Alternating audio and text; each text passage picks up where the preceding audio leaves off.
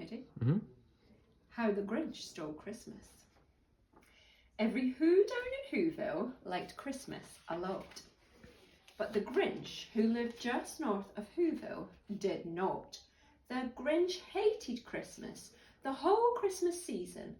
Now please don't ask why, no one quite knows the reason. It could be his head wasn't screwed on just right. It could be, perhaps, that his shoes were too tight.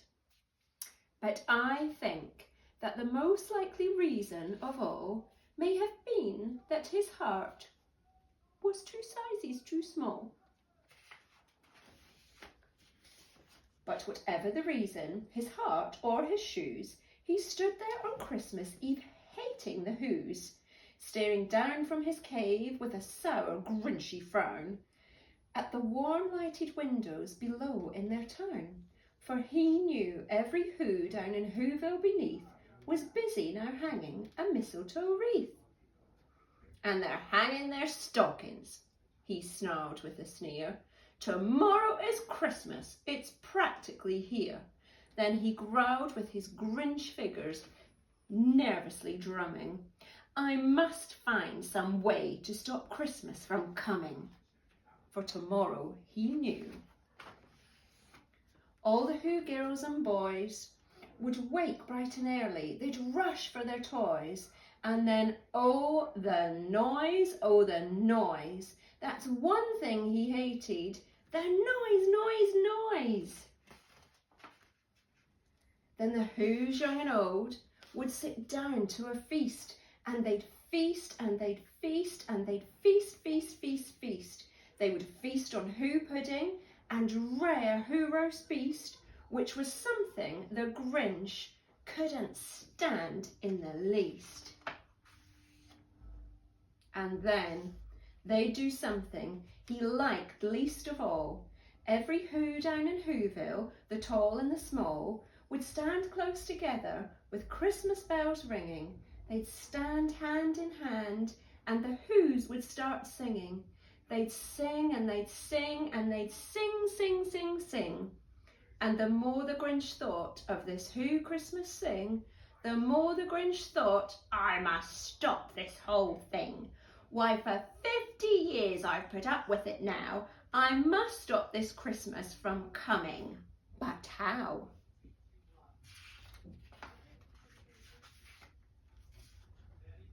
Then he got an idea, an awful idea. The Grinch got a wonderful, awful idea. I know just what to do, the Grinch laughed in his throat, and he made a quick Santa Claus hat and a coat, and he chuckled and clapped. Ah, what a great Grinchy trick! With this coat and this hat, I look just like Saint Nick. All I need is a reindeer. The Grinch looked around, but since reindeer are scarce, there was none to be found. Did that stop the old Grinch? No, the Grinch simply said, if I can't find a reindeer, I'll make one instead. So he called his dog Max, then he took some red thread, and he tied a big horn on the top of his head. Then he loaded some bags and some old empty sacks on a ramshackle sleigh, and he hitched up old Max. Then the Grinch said, "Get up!" and the sleigh started down toward the homes where the Who lay a snooze in their town. All the windows were dark. Quiet snow filled the air. All the Whos were all dreaming sweet dreams without care. When he came to the first little house on the square, "This is stop number 1, the old Grinchy Claus hissed, and he climbed to the roof, empty bags in his fist. Then he slid down the chimney, a rather tight pinch, but if Santa could do it, then so could the Grinch. He got struck only once for a moment or two, then he stuck his head out of the fireplace flue, where the little Who stockings all hung in a row. These stockings, he grinned, are the first things to go. Then he slithered and slunk with a smile most unpleasant around the whole room, and he took every present: pop guns and bicycles, roller skates, drums, checkerboards, tricycles, popcorns and plums, and he stuffed them in bags. Then the Grinch very nimbly stuffed all the bags one by one up the chimney. Then he slunk to the icebox. He took the Who's feast. He took the Who pudding. He took the roast beast. He cleaned out that icebox as quick as a flash. Why, the Grinch even took their last can of Who hash. Then he stuffed all the food up the chimney with glee. And now, grinned the Grinch, I will stuff up the tree. And the Grinch grabbed the tree and he started to shove, when he heard a small sound like the coo of a dove. He turned around fast and he saw a small Who, little Cindy Lou who was not more than 2. The Grinch had been caught by this tiny Who daughter, who'd got out of bed for a cup of cold water. She stared at the Grinch and said, "Santa Claus, why? Why are you taking our Christmas tree? Why?"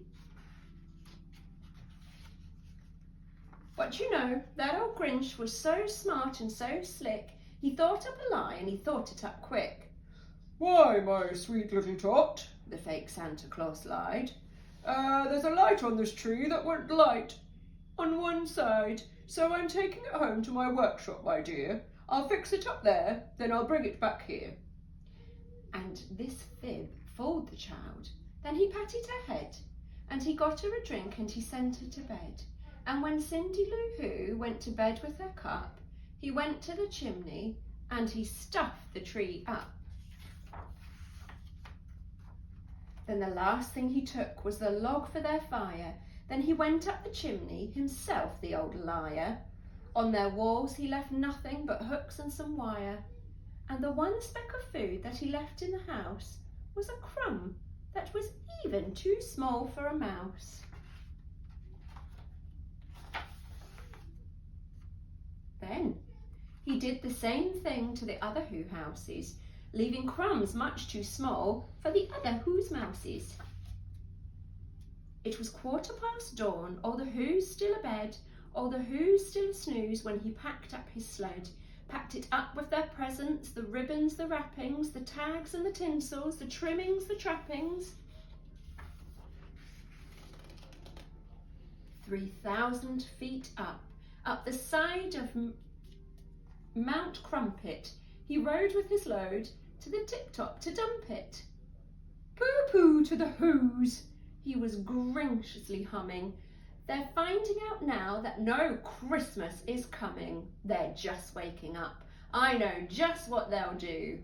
Their mouths will hang open a minute or two. Then the Who's down in Whoville will all cry boo-hoo." "That's a noise," grinned the Grinch, "that I simply must hear." So he paused and the Grinch put his hand to his ear. And he did hear a sound rising over the snow. It started in low, then it started to grow. But the sound wasn't sad. Why, this sound sounded merry. It couldn't be so, but it was merry very. He stared down at Whoville. The Grinch popped his eyes. Then he shook.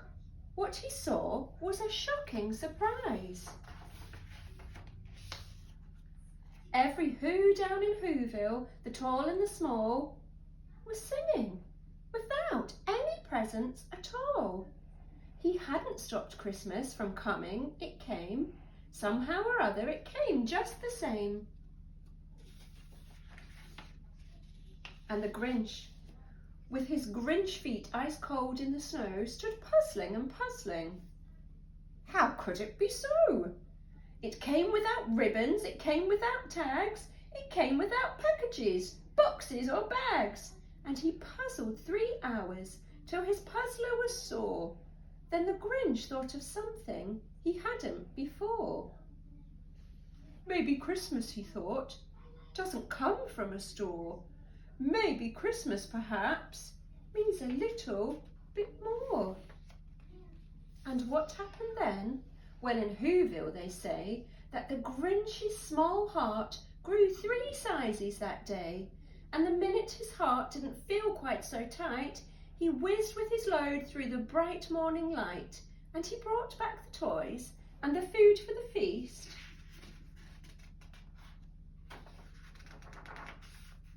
And he himself, the Grinch, carved the roast beast. Have a lovely Christmas. We'll see you soon.